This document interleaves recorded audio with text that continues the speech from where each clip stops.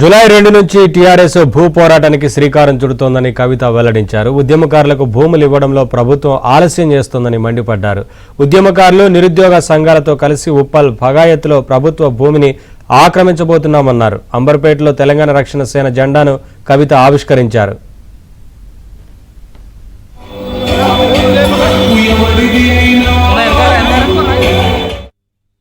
తెలంగాణలో అనేక మందికి అన్యాయం జరిగింది కాబట్టి కంపల్సరీ జూలై 2వ తారీఖు నాడు మరి భూ పోరాటం చేస్తా ఉన్నాం.